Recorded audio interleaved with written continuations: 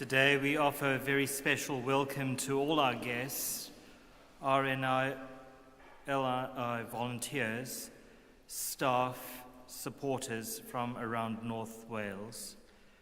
We meet in the presence of God of earth, sky and sea. Today we rejoice in the life-saving work of the RNLI over 200 proud and distinguished years here in North Wales and around the British Isles. We honour the vision of Sir William Hillary, who founded the charity, and pay tribute to the volunteers and staff who have given so much, so often, and so selflessly. We also give thanks for the generosity that has sustained this work. Here we rededicate ourselves to the work of compassion and courage that reaches out over rough seas to embrace the stranger and rescue those in despair.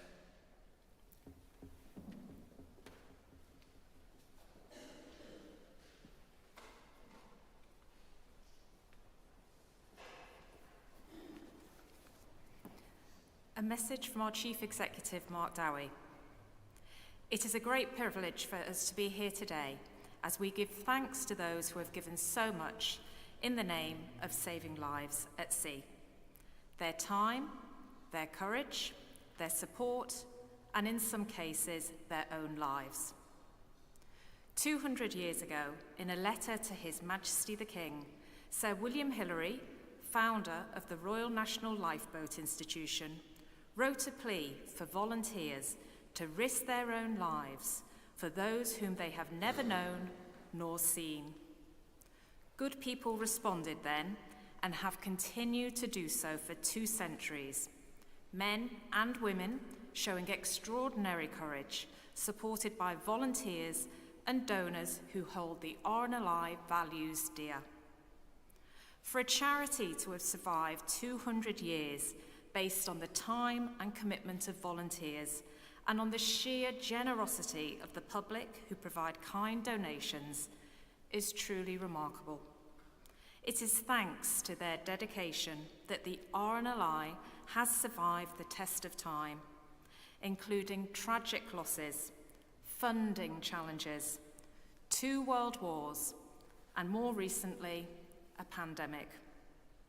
Since 1824, our volunteers have saved more than 144,000 lives around the coastlands of the UK and Ireland.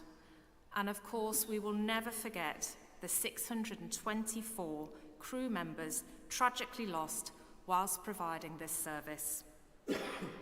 I would therefore like you to join me in commemorating all those who have selflessly given their lives to help save others and freely give their time, energy, and passion for our cause since 1824. On behalf of the whole RNLI family and those communities that we serve, I extend my heartfelt gratitude to all our remarkable volunteers. Let us also celebrate the achievements of today's crew, volunteers, communities, and supporters. They continue to provide a world-class life-saving service based on 200 years of learning, expertise, and innovation. They are people of all ages, active all around and across our nations from diverse backgrounds, united by the RNLI's vision to save everybody that we can. This is a vision which depends on the lifesavers and supporters who will take the RNLI into its next century and beyond. So as we thank all those who have gone before, it is our sincere hope that their achievements inspire a new generation of courageous, generous, and selfless people who will continue to help save lives at sea. Thank you.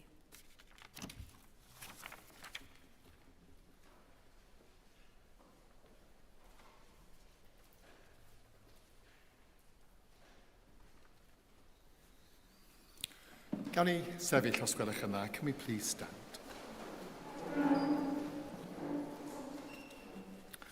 Dyma gweddi 200 mlynedd yr RNLI. This is the RNLI 200 bicentenary prayer. Gweddi hwn. Let us pray. Ddiwnefol, diolchwn i ti am waredigaeth Sir William Hillary, am anhunanoldeb, dewder, arloesedd ac ymroddiad ein gwirfoddolwyr, ein codwyr arian a'n staff dros 200 mlynedd ac yn awr. Dyma sy'n galluogi'r RNLI i achub bywydau ar y môr. Ysbrydol o bobl i weld ei bod yn meddu ar y gallu i fod yn rhan o'n hun criw ni, ac i chwarae ei rhan wrth sicrhau na fydd byth rhaid i'r rai hynny sydd mewn trafferth ar y dŵr ceisio lloches yn ofer. Dyma'n gweddi yn enw ein harglwydd Iesu, a dywelodd y gwynt a'r tonnau. Amen.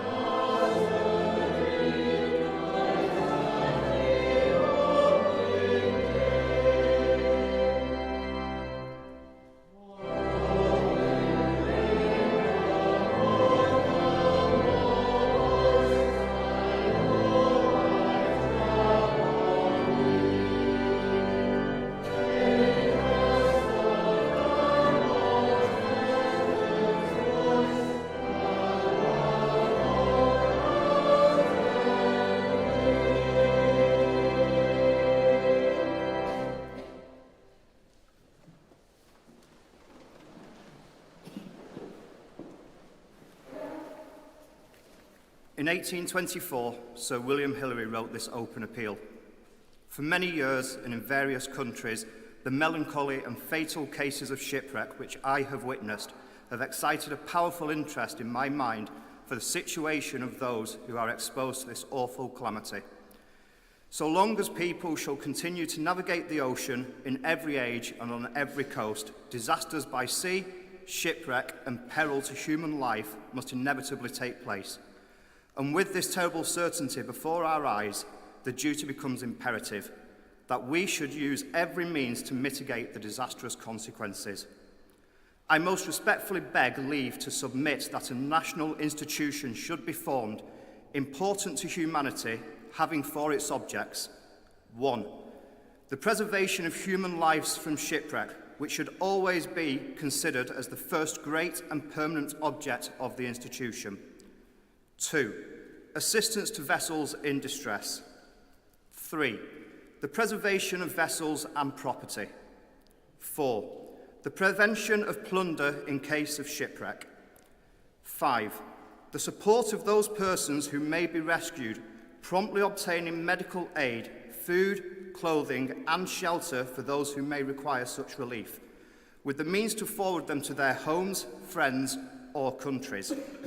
6. The bestowing of suitable reward on those who rescue the lives of others from shipwreck, and the establishment of a provision for the families of those who unhappily lose their lives on such occasions. To expect a large body of people to enrol themselves to be in constant readiness to risk their own lives for the preservation of those whom they have never known or seen, perhaps of another nation, merely because they are fellow creatures in extreme peril, is to pay the highest possible compliment. Every stranger whom the disasters of the sea may cast on their shores should never look for refuge in vain.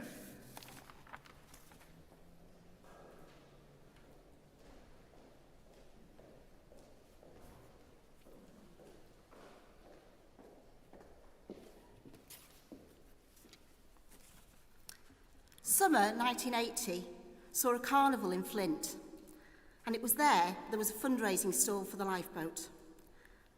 I met a lovely lad who later became my husband, and that's why I come to stand before you today. The RNLI has a lot to answer for. And the dictionary's definition of a volunteer is an unpaid person who gives their time to a personal cause that they have no relation to, but that benefits others and the environment.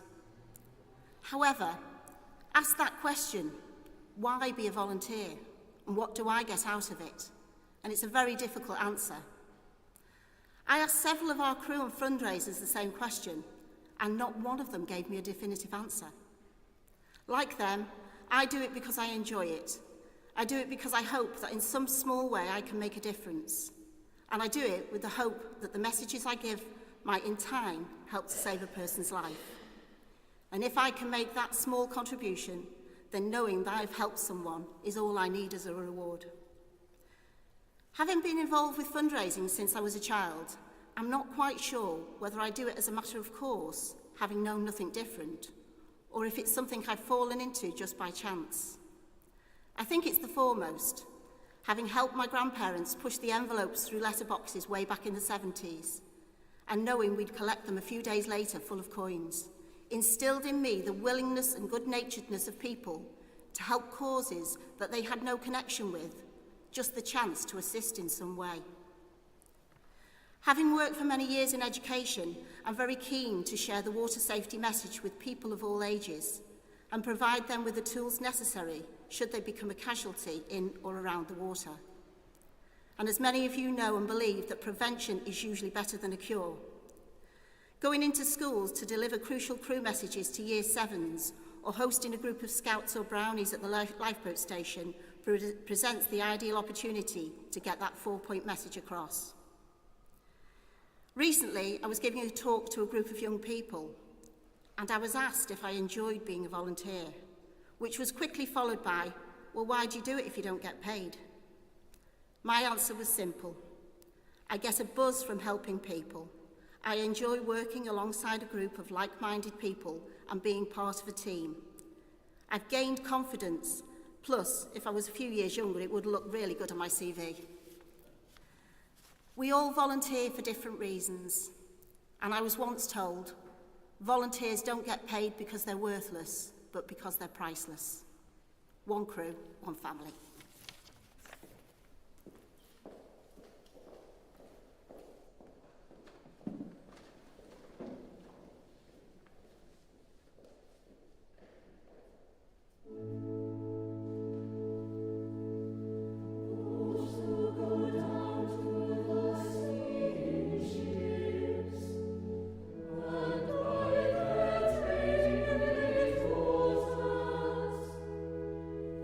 Let us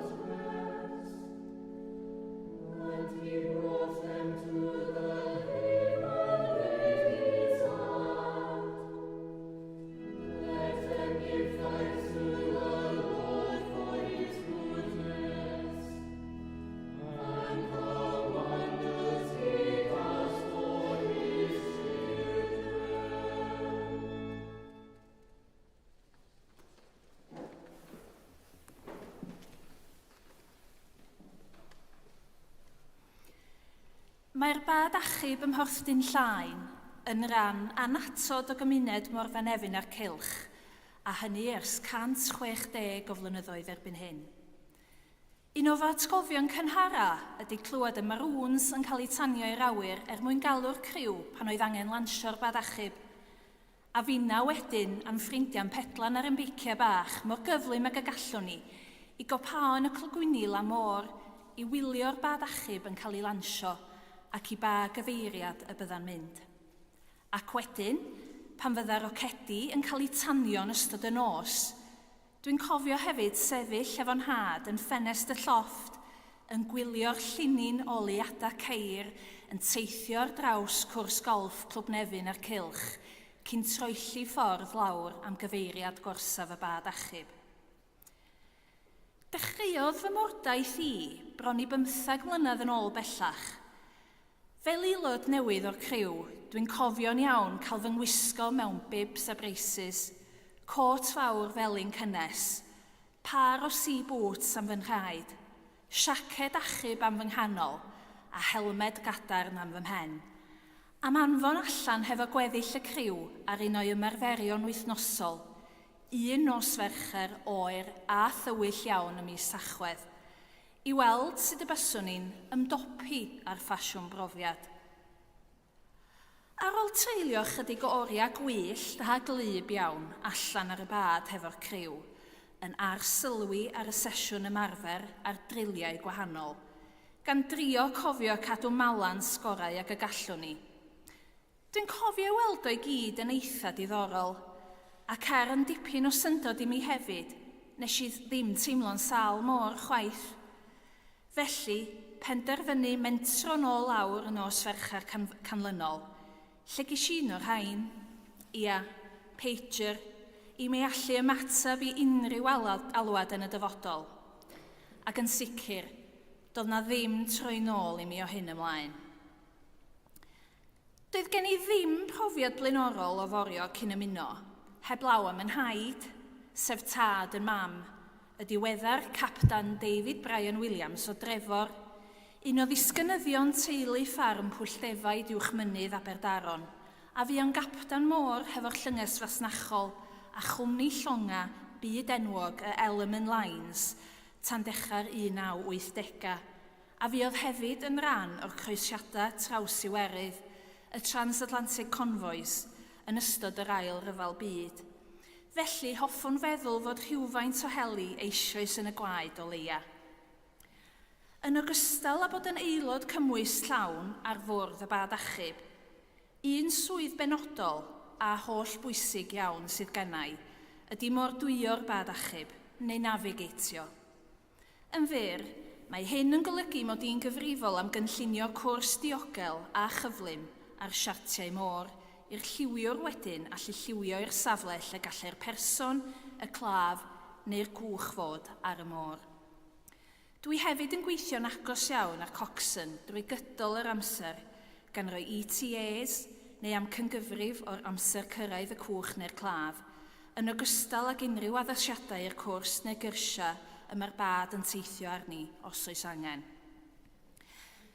Dwi hefyd yn gyfrifol am gynllunio a gweithredu'r patrymau chwilio neu'r search patterns os oes ei hangen pan gyrraeddwn i'r safle a phan nad ydy'r claf neu'r gwch i'w gweld. Dwi'n gallu gwneud hyn i gyd ar gyfrifiadur pwrpasol sydd ar fwrdd y bad achub. Ond fel da ni gyd yn gwybod, gall cyfrifiaduron hefyd ein methu. Felly, dwi wedi gorfod dysgu hefyd sydd i wneud hyn i gyd ar siartiau môr papur, gyda dim ond pensil, cwmpawd a stopwatch wrth gwrs, sy'n gallu bod yn dipyn o sialens yn ddoi hun pan fo'r gwch yn rolio o gwmpas mewn tywydd stormus. Ac ar adegau fel hyn, mi fyddai'n aml iawn yn meddwl am yn nhaid, a fyddai wrth i fodd dwi'n siŵr o weld i wires wrth i gwaith. Mae bod yn aelod gwirfoddol o'r RNLI wir yn golygu llawer iawn i mi, ac i'm gŵr Robert hefyd, sydd wedi bod yn aelod o'r criw ym Mhorthyn Llaen ers bron i 40 mlynedd erbyn hyn, ac yn ddirprwy gocsyn hefyd ers 30 mlynedd eleni. Mae'n gymaint o fraint ac anrhydedd i allu chwarae'r rhan fach iawn yn 160 mlynedd o hanes yr orsaf yn lleol yn Borthyn Llaen, ac yn 200 mlynedd y sefydliad yn genedlaethol. Dwi yn teimlo'n hun yn berson lwcus iawn o gael cydweithio ochr yn ochr a thîm anhygoel o bobl, ar y bad achub ac hefyd ar y lan. Oherwydd ar ddiwedd y dydd, dyna beth yda ni. Un tîm, un criw, yn gweithio tuag at un genhadaeth neu un nod o achub bywyda ar y môr. A wyddwch chi beth, fyddwn ni ddim yn ei newid o am y byd.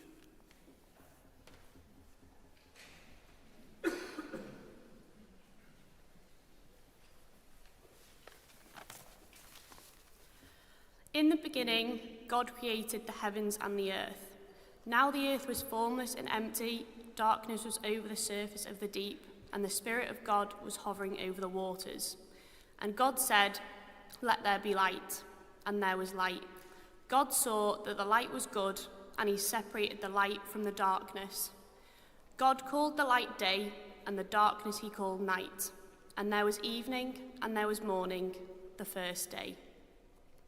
And God said, "Let there be a vault between the waters to separate water from water."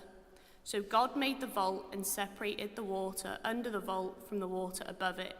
And it was so. God called the vault sky. And there was evening, and there was morning, the second day. And God said, "Let the water under the sky be gathered to one place, and let the dry ground appear." And it was so. God called the dry ground land, and the gathered waters he called seas. And God saw that it was good.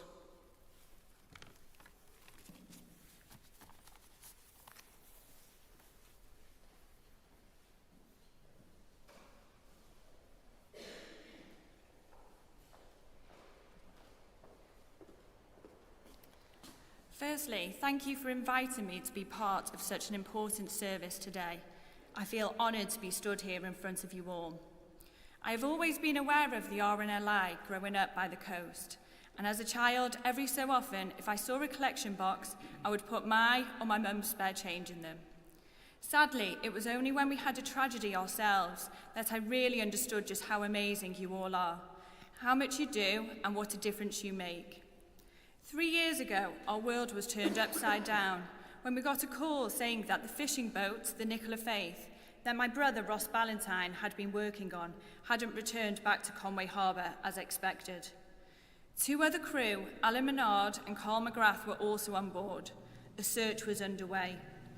Little did we know in that moment that it would become one of the biggest searches off the North Wales coast, involving 7 RNLI lifeboats, a helicopter and a fixed-winged aircraft. Whilst we as families tried to fathom what was happening, the RNLI crews were out there searching continuously until they couldn't any longer due to darkness. The following day, again the search continued as soon as it was light. It was January and it was a bitterly cold day. We couldn't stay outside for long ourselves, and all I could think about were the crews being out all day in that freezing cold. When the second day's search came to an end, we didn't want to face it, but we knew there was no hope now and they were gone. And the search was stopped when it was dark. Friends, family, press and public had all gathered outside the lifeboat station, waiting for any news.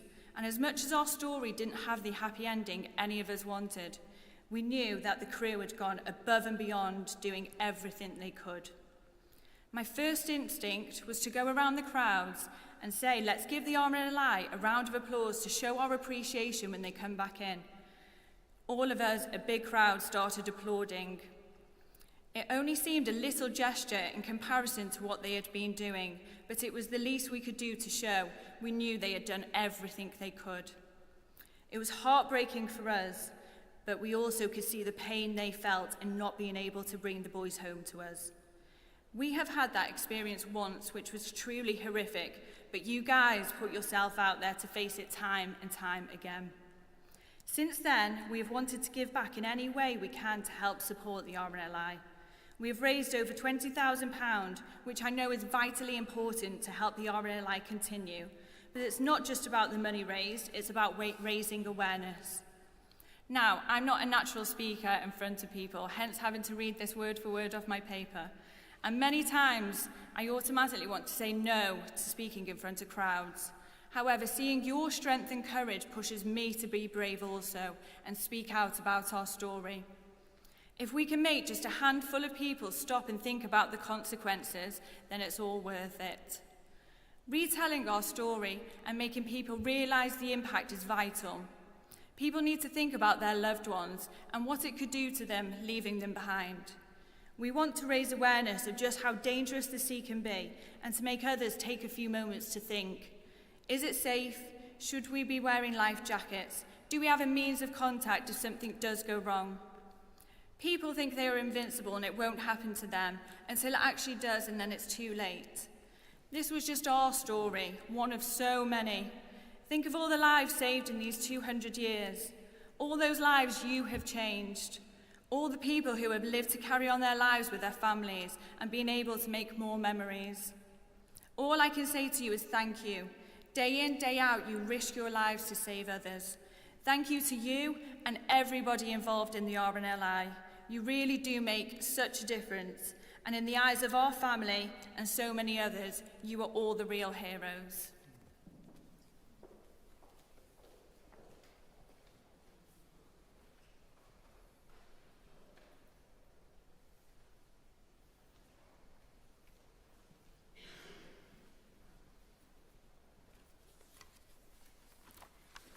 Darlleniad o'r Efengil yn ôl Sant Marc. Ar diwrnod hwnnw, gyda'r nos, dywedodd wrthynt, awn drosodd i'r ochr draw, a gadaw Sant y Dyrfa a mynd ag ef yn y cwch fel yr oedd. Yr oedd cychod eraill hefyd gyda gef. Cododd tymestl fawr o wynt, ac yr oedd y tonnau'n yn daflu i'r cwch nes ei fod erbyn hyn yn llenwi. Yr oedd ef yn starn y cwch yn cysgu ar glistog. Deffroesant ef a dweud wrtho, athro, a wyt ti'n hidio dim ei bod ar ben arno? Ac fe ddeffrodd, a cheryddu'r gwynt a dweud wrth y môr, bydd ddistaw, bydd dawel. Gostegodd y gwynt a byd tawelwch mawr. A dywedodd wrthynt, pam y mae arnoch ofn? Sut yr ydych heb ffydd o hyd? Daeth ofn dirfawr arnynt ac meddent wrth ei gilydd, pwy ynta yw hwn? Y mae hyd yn oed y gwynt a'r môr yn ei fyddhau iddo. Dyma derfyn y darlleniad.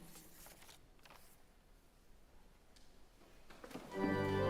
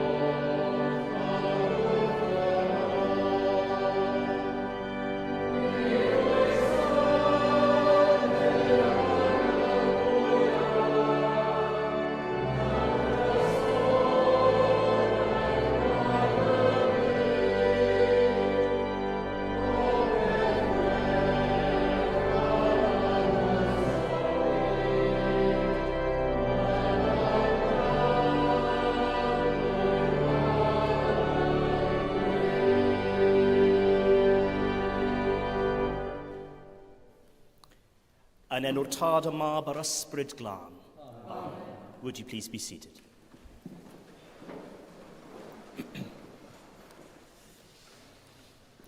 As the newly minted Bishop of Bardsey, Esgob Entley, hot off the press this time last week, I envisage that the sea and I will become better acquainted as I endeavour to make more frequent visits periodically to the holy island of Entley. As some of you will know, passage to Bardsey, for the vast majority of us, is via Collins Bardsey Island boat service. I tried to make a pilgrimage to the island several weeks back, but Colin, in his wisdom, said, "You shall not pass." The waters were a bit choppy that weekend. I'm grateful for Colin's wisdom because I should imagine a fair few of Bardsey's 20,000 saints quite probably perished at sea making their way there.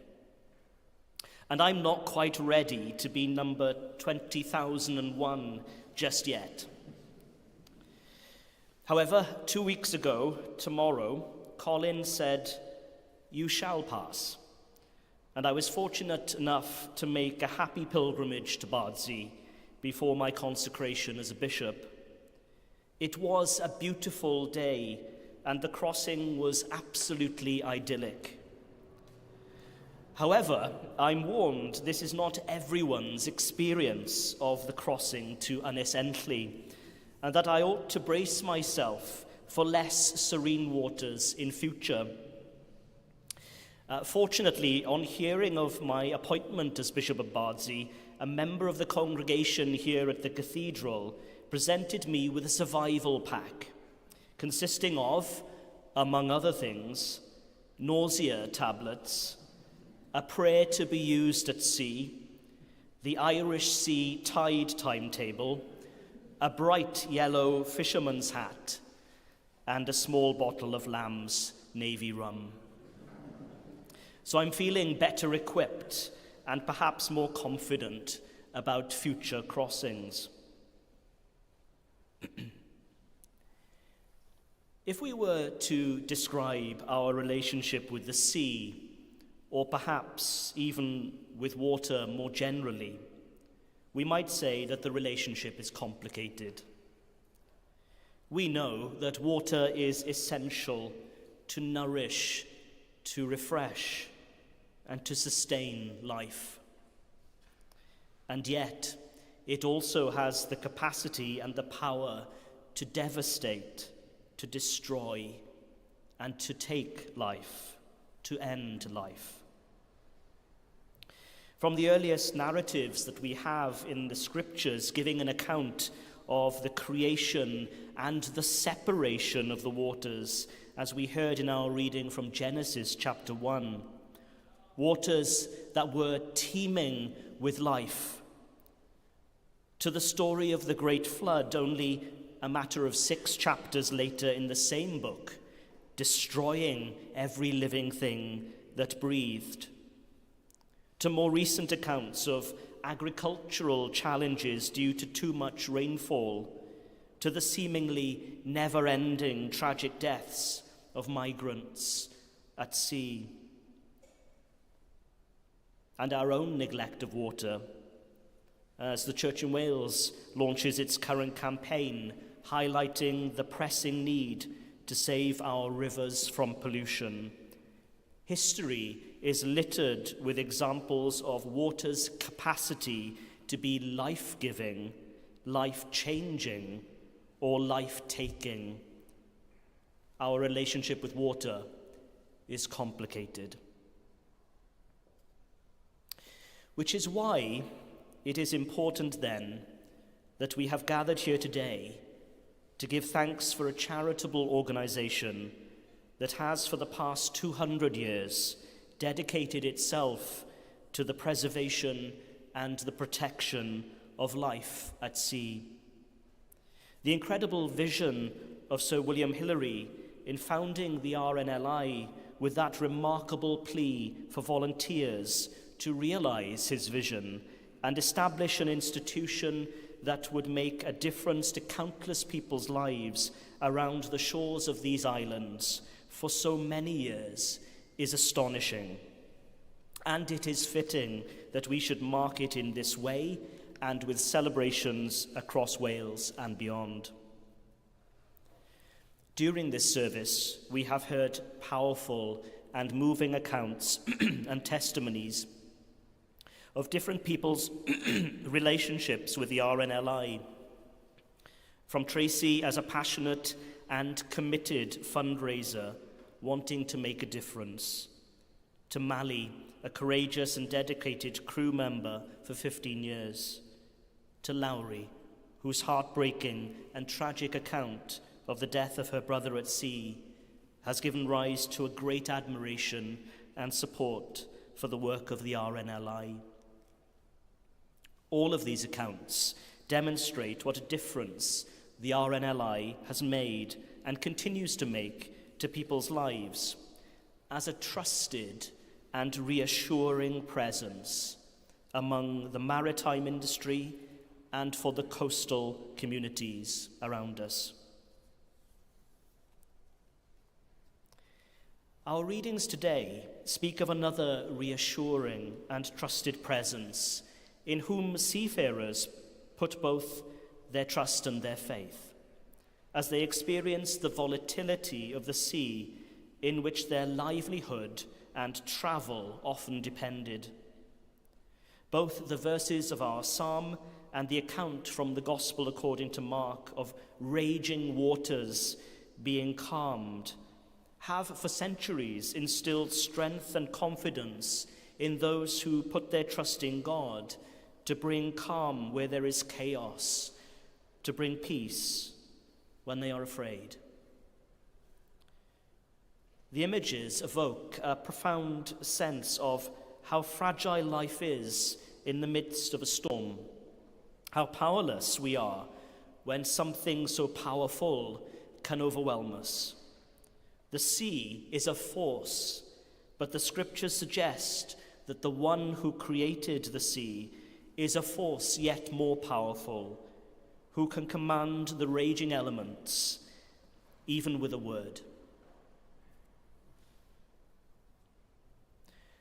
Why are you afraid? Have you still no faith? Jesus incites the fearful disciples to be courageous in the face of adversity and to trust him in times of trial, a lesson they would value immensely on the path that lay ahead of them, where much would be demanded of them, even their lives, for love of Christ. Shortly, we will hear the anthem, "Greater Love Hath No Man," by Sir John Ireland. These are verses of Scripture that speak of the power of love, of sacrifice, and of service. Jesus made known the power of his love in service to the least and the lost, and demonstrated the lengths to which love would go in the laying down of his life for the salvation of the world. The life of Jesus and his example of sacrificial and boundless love has motivated and inspired the human spirit and imagination for generations to want to do things that are selfless and courageous, to serve those in need and to risk our own life for the sake of another are noble and high callings rooted in love. And so every crew member trained and ready to serve, every lifeboat launched by staff and volunteers, every penny fundraised to support the work of the RNLI is an act of love, an act of charity. Charity and love come from the same Latin word, caritas. And so may caritas, love of our neighbour in need or distress, continue to lie at the heart of all that the RNLI is and all that the RNLI does. We pray God's blessing on all volunteers, staff, fundraisers and loyal supporters on this remarkable anniversary. And may He, who even the wind and the sea obey, protect you and give you courage as you continue your life-saving work and mission to those in peril on the sea.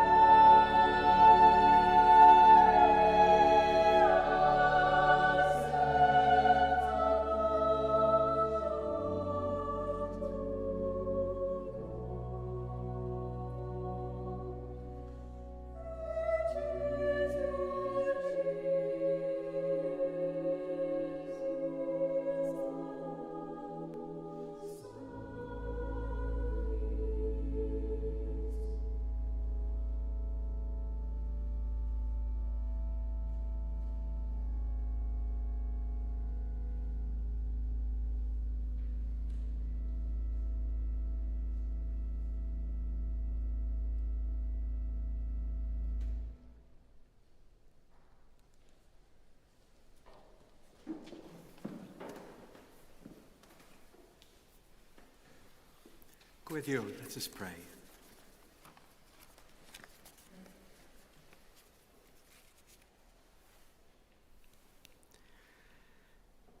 Loving God and Father of all, we give you thanks and praise for all that has been in these 200 years, for the amazing vision of our founders here in and around these communities of North Wales. As we commemorate the 200 years, we remember and give thanks for the bravery of our crews gone before us and their utter commitment to lives of service.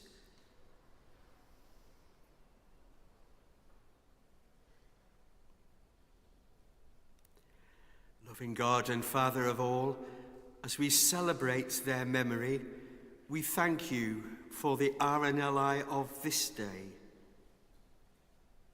for all that we are in the spirit of one crew. We pray your blessing on all RNLI staff, on our operational crews, both afloat and on the shores, for our families who also give much and often wait for the safe return of loved ones, for your blessing on our fundraisers, for our shop volunteers, and all that make the RNLI the family that we are. Loving God and Father of all, we entrust our future into your most generous arms of love. We pray that stories of today may continue to inspire us as we journey towards and onwards into the waters of our future.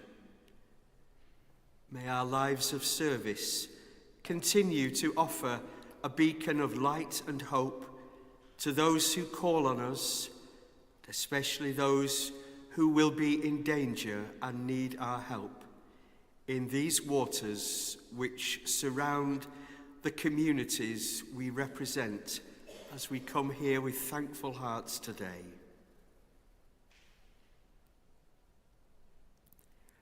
All this we ask, loving God and Father of all, through your beloved Son, our Lord and Saviour, Jesus Christ, and in the power of the Holy Spirit. For you are one God, now and forever. Amen. And so we join our prayers with those of all the saints in heaven, especially St. Daniel, our patron here, and Blessed Mary, Star of sea and ocean. As with one voice we pray in the language of our own hearts, that prayer which Jesus gives to each and every one of us. We pray with one voice, as one crew, as together we say, In Tad,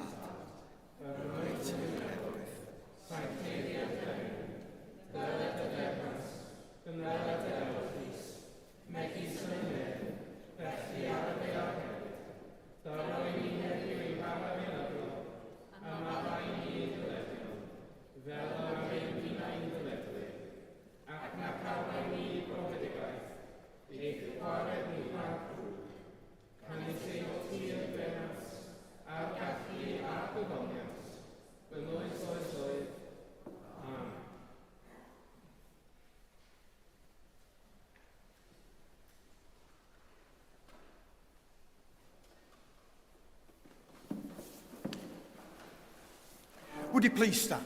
Thank you.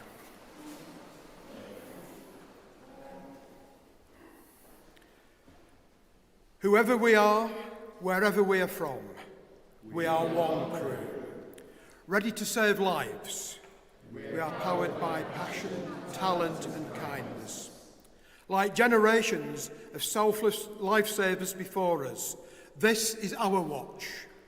We lead the way, valuing each other, trusting each other, depending on one another, volunteering to face the storm together, knowing that with courage nothing is impossible. This is what drives us to save everyone we can. It's what makes everyone a lifesaver.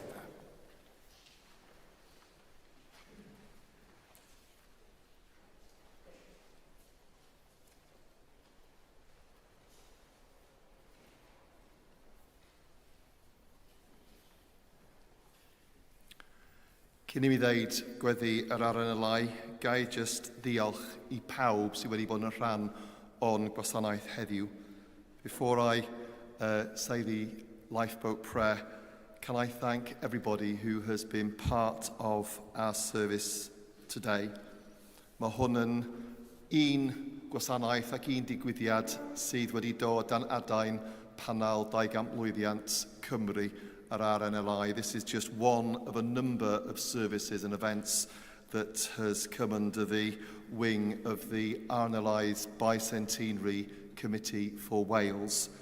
Ac dyn ni'n diolchgar iawn am ymroddiad pawb tuag at y ddigwyddiad yma heddiw ac am ddigwyddiadau eraill. We are really grateful to everybody for all that they have given to our service here today and for the other events that will form part of these bicentenary celebrations this year.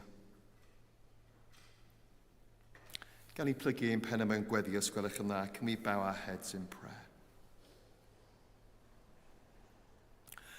Dad Tregarog, sy'n dal pob peth yn y nef a'r ddeia o fewn dy ofal cariadus. Edrych yn ffafriol a sefydliad cenedlaethol brenhinol y badau achub. Gwachoda a bendithia grwiau ein holl badau achub, ein hachubwyr bywyd a phawb sy'n peryglu ei diogelwch ei hunan i helpu pobl eraill. Rhydd a weiniad i pawb sy'n gweithio i'r sefydliad fel gwirfoddolwyr, cefnogwyr neu staff, mwyn iddynt fod yn ffyddlon i weledigaeth ein sylfaenwyr. Fel y ceiff ei weld pob amser fel arwydd o gobaith a goleuni i y rai sydd mewn perygl ar y môr.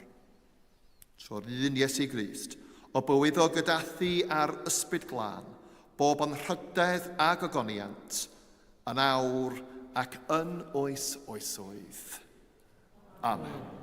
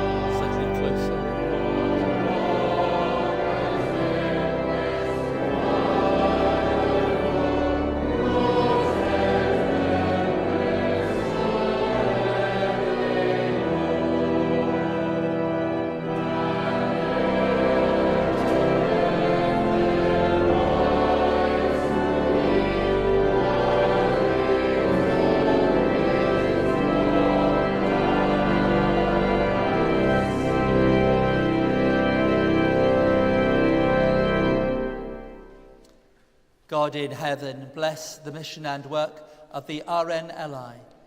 Watch over all who engage with our coast for work or pleasure, as well as people who traverse your waters in ships and boats. Protect those who rescue their fellow people who are in peril or difficulty. Keep all from danger and bring them safely home to those they love. A bendith Duw holl alluog, y tad, y mab a'r ysbryd glan, a fo yn eich plith, ac a drigo gyda chwi yn wastad. Amen.